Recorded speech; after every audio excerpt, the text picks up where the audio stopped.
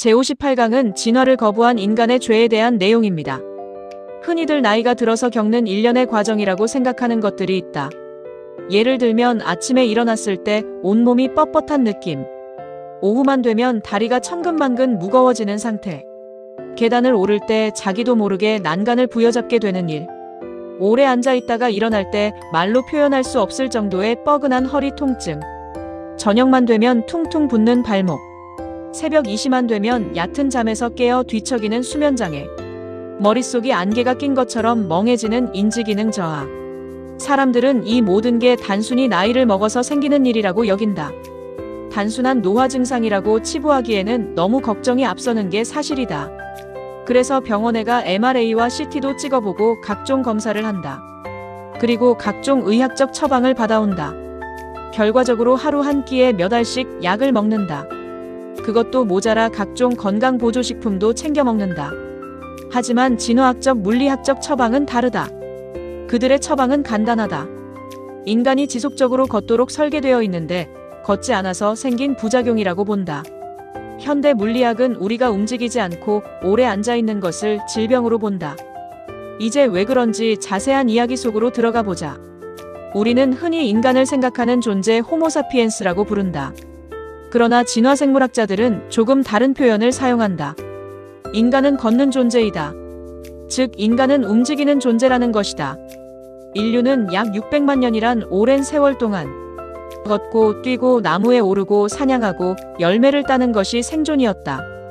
우리 인류가 지속적으로 움직이도록 진화되어 온 것이다. 이것을 증명한 한 연구가가 있다. 인간의 보행은 애초에 속도가 아니라 지구력을 위해 최적화되었다고 한다. 그는 인간이 지구력으로 특화된 이동기계라는 사실을 증명하는데 수십 년을 바쳤다. 그는 다름 아닌 하버드 대학교의 다니엘 리버먼 교수다. 그의 이야기를 들어보자. 일부 원주민 사회에서는 지금도 동물을 사냥할 때 탁 트인 평원을 끝도 없이 뛰어다니며 사냥을 한다. 사냥감이 더위를 먹고 쓰러질 때까지 맨발로 쫓아가는 이른바 지구력 사냥이다. 그의 연구는 우리가 왜 이런 사냥이 가능한지를 완벽하게 설명해준다. 포유류는 대부분 체열을 낮추기 위해 혓바닥을 내밀고 헐떡거려야 한다. 하지만 헐떡거리며 열을 식히려면 뛰던 걸 멈추어야만 한다. 반면 인간은 땀을 흘려서 몸을 식힌다. 우리 몸에는 200만 개가 넘는 땀샘이 있는데 이는 다른 어떤 영장류보다도 압도적으로 많은 숫자이다. 이 엄청난 땀샘 덕분에 우리는 계속 움직이면서도 열을 밖으로 빼낼 수 있다. 우리의 조상들은 뙤약변 내리쬐는 아프리카에서 한낮에도 몇 시간씩 걷고 달릴 수 있었다. 사냥감들은 뛰다가 열을 식히려고 가다 서기를 반복하며 헐떡거려야 했다. 그러니까 이 사냥은 누가 더 빠른가의 싸움이 아니었다. 누가 더 끈질기게 버티느냐의 싸움이었다. 달리기 속도는 언제나 짐승이 인간보다 훨씬 빨랐다. 하지만 인간은 언제나 짐승보다 끈질겼다. 달리면서 체열을 낮출 수 없었던 동물은 결국 어느 순간 멈춰서 열사병으로 쓰러졌다. 결과적으로 걸으면서도 땀을 흘려 몸을 식힐 수 있었던 인간은 기어코 그 사냥감을 잡을 수 있었다. 과거 수렵 채취인은 하루 평균 10km에서 15km를 달리거나 걸었다. 중세시대에 농사를 짓던 사람들도 그에 못지않게 걸었다. 우리 조부모님들도 지금의 우리보다 훨씬 많이 걸었을 것이다. 이렇게 진화한 결과 우리 인간의 짧은 발가락, 뻣뻣하게 아치를 이룬 발, 무릎 관절, 넓은 골반 등 이 모든 신체적 특징이 전부 걷기를 위한 진화의 산물이 되었다. 우리 인간은 영장류의 족보를 통틀어 가장 효율적인 걷기 기계라고 한다. 가장 걷기 편하다고 느끼는 속도는 보통 1초에 1m에서 1.2m를 가는 그 보폭과 속도이다. 이보다 빨리 걸으려면 자연스러운 타이밍을 억지로 깨야 하니까 근육이 더 많은 힘을 써야 한다. 반대로 이보다 느리게 걸으려면 몸이 앞으로 쏠리는 걸 억지로 브레이크를 밟으며 잡아줘야 하니까 또 근육이 피곤해진다. 우리 몸은 알아서 가장 에너지가 적게 드는 기가 막힌 페이스를 본능적으로 찾아내 걷게 한다. 우리가 편안하다고 느끼는 보행 속도는 단순히 내 기분이나 취향의 문제가 아니다. 내 다리 길이, 내 몸무게, 그리고 이 지구의 중력장이 계산해낸 완벽한 물리적 최저값이다. 걷기라는 행동 하나가 사실은 중력과 관성, 근육 에너지를 최적의 비율로 배합한 결과이다. 우리가 의식 없이 수행하는 이 동작 속에 수백만 년의 진화적 최적화가 담겨 있다. 그래서 우리 인간은 이렇게 최적화된 속도로 걷게 되면 제2의 심장이라 불리는 종아리 근육이 강화되어 몸 전체의 혈액순환을 원활하게 한다. 그리하여 천근만근 무거워진 다리가 가벼워지고 앉았다 일어날 때 느끼는 허리 통증을 사라지게 한다. 뻣뻣해진 목이나 어깨 등 온몸의 경직된 부분을 풀어준다. 그리고 삐뚤어진 몸의 균형을 올바르게 잡아준다. 우리가 억지로 꾸며내지 않고 내 몸이 편안하다고 느끼는 자연스러운 속도로 걸어보면 이 엄청난 효율성을 온몸으로 느낄 수 있다. 로봇이 사람처럼 걷는 것이 왜 그토록 어려운지 이제 조금은 이해가 될 것이다. 지속적으로 걷는 진화된 사람과 진화되지 않은 사람과는 어떤 차이가 있을까? 하루에 4에서 8km를 매일 걷는 70세 어르신이 있다. 심혈관 기능, 골밀도, 균형 감각, 면역 지표, 해마의 부피, 걷는 속도 등을 측정했다. 놀랍게도 모든 지표가 본인의 실제 나이보다 10년에서 15년은 더 젊게 나타났다. 반면 하루에 고작 1km를 걷는 60세 어르신이 있다.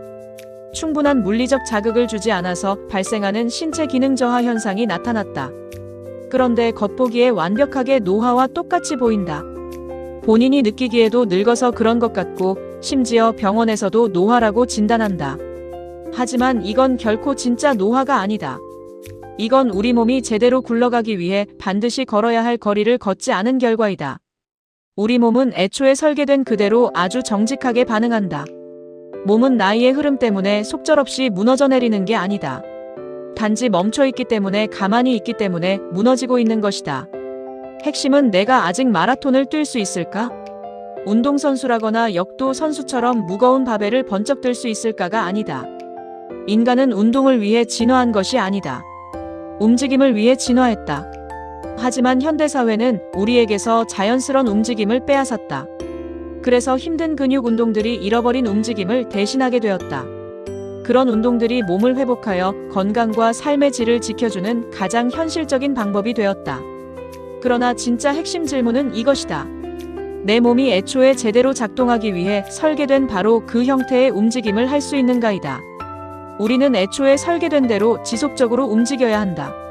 걷기만이 우리 인간의 굳은 몸을 재건축할 수 있다. 걷기는 우리 인간의 몸에 설계된 유일한 움직임이다. 걷기의 장점에는 여러 가지가 있다. 먼저 지속적으로 걸으면 뇌의 성장 스위치를 켜게 된다. 몸을 움직이는 순간 근육만 운동하는 것이 아니라 뇌도 함께 성장한다. 둘째, 지속적 걷기는 자기 효능감을 향상시킨다. 예를 들면 오늘 5km 걸었다.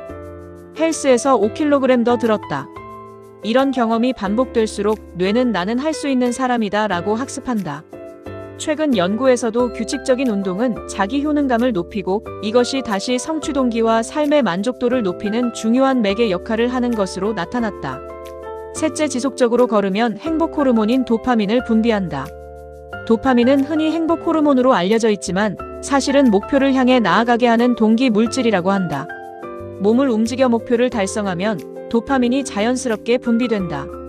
넷째, 걸을 때 뇌는 가장 자연스럽게 작동한다.